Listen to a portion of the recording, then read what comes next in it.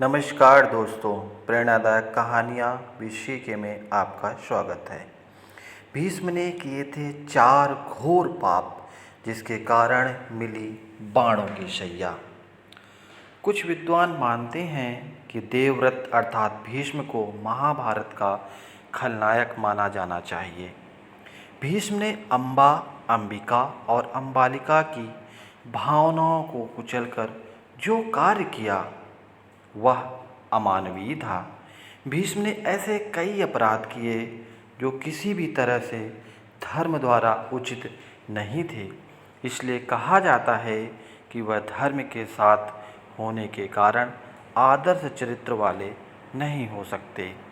भीष्म अपने पिछले जन्म में एक वासु थे और एक सांप के चलते उन्हें इस जन्म में मनुष्य बनकर कष्ट झेलने आना पड़ा। 8 वासु भाइयों में से एक दु नामक वासु ने एक बार वशिष्ठ ऋषि की कामधेनु का हरण कर लिया था। इससे क्रोधित होकर वशिष्ठ ऋषि ने दु से कहा कि ऐसा काम तो मनुष्य करते हैं, इसलिए तुम 8 मनुष्य हो जाओ। यह सुनकर वसुओं ने घबराकर वशिष्ठ जी से श्राप मुक्ति होने की प्रार्थना की, तो उन्होंने कहा कि अन्य वसु तो वर्ष का अंत होने पर मेरे श्राप से छुटकारा पा जाएंगे, लेकिन दु को अपनी करनी का फल भोगने के लिए एक जन्म तक मनुष्य बनकर पीड़ा भोगनी होगी। यही दु बाद में गंगा की कोख से देवव्रत के रूप में जन्मे। यही देवव्रत आगे चलकर पितामह भीष्म कहलाए।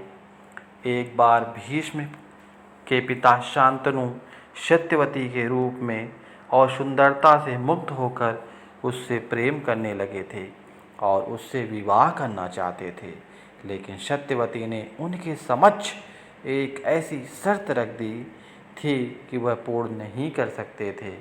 इसके कारण वो दुखी और उदास रहते थे। जब यह बात भीष्म को पता चली तो उन्होंने सत्यवती की शर्त मानकर अपने पिता शांतनु का विवाह सत्यवती से करवा दिया था। सत्यवती के कारण ही भीष्म को आजीवन ब्रह्मचारी रहने की कसम खानी पड़ी थी। कसम खाने के बाद उन्होंने हस्तिनापुर पर कुरुवंश का शासन बरकरार रखने के लिए कई तरह के घोर पाप किए थे। उनमें से पहला पाप, सत्यवती के कहने पर ही भीष्म ने काशी नरेश की 3 पुत्री अम्बा, अम्बालिका और अंबिका का अपहरण किया था। बाद में अम्बा को छोड़कर सत्यवती के पुत्र विचित्रवीर्य से अम्बालिका और अंबिका का विवाह कर दिया था।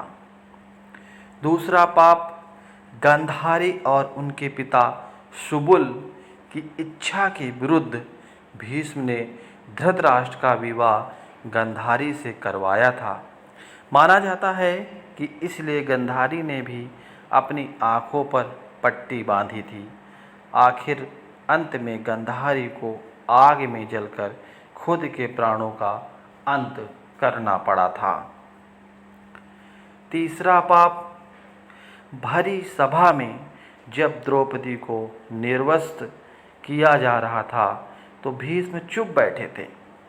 भीष्म ने जानबूझकर दुर्योधन और शकुनी के अनैतिक और छलपूर्वक खेल को चलने दिया।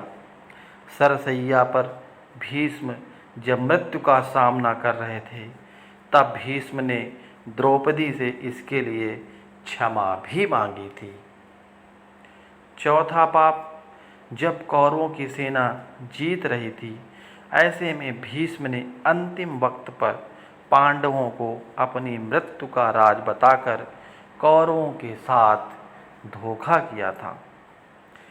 भीष्म ने सरसैया पर लेटे हुए श्री कृष्ण से पूछा कि हे मधुसूदन, मेरे ये कौन से कर्मों का फल है जो मुझे बाणों की सैया मिली।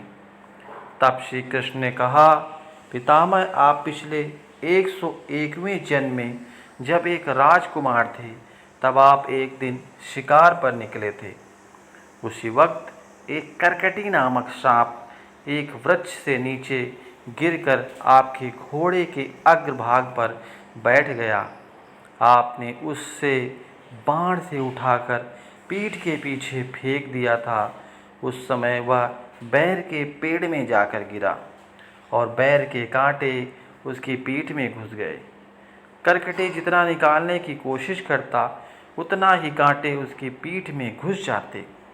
इस प्रकार करकटी 18 दिन तक जीवित रहा और ईश्वर से यही प्रार्थना करता रहा कि हे भगवान, जिस तरह से मैं तड़प तड़प कर मृत्यु को प्राप्त हो रहा हूँ, ठीक इसी प्रकार तुम भी तड़प तड़प कर मृत्यु को प्राप्त होगे। अपने अगले और पिछले जन्म में भीष्म द्वारा इतने पाप करने के बाद भी भीष्म को किसी भी तरह के खलनायक नहीं माना जा सकता, क्योंकि भीष्म ने जो किया वह हस्तिनापुर के सिंहासन की रक्षा के लिए किया था। तो फिर महाभारत का सबसे बड़ा खलनायक कौन था? यह जानने के लिए हमारी आने वाली अगली कहानी अवश्य सुनें। तो दोस्तों, ये थी आज की कहानी। आपको यह कहानी कैसी लगी कृपया कमेंट करके ज़रूर बताएं और हमारा हौसला बढ़ाने के लिए वीडियो को एक लाइक ज़रूर करें और ऐसे ही बहुत सारी कहानियों को सुनने के लिए चैनल को सब्सक्राइब ज़रूर कर लें। तब तक आप हंसते रहिए, मुस्कुराते रहिए, अपना ध्यान रखिए। धन्यवाद। राधे राधे।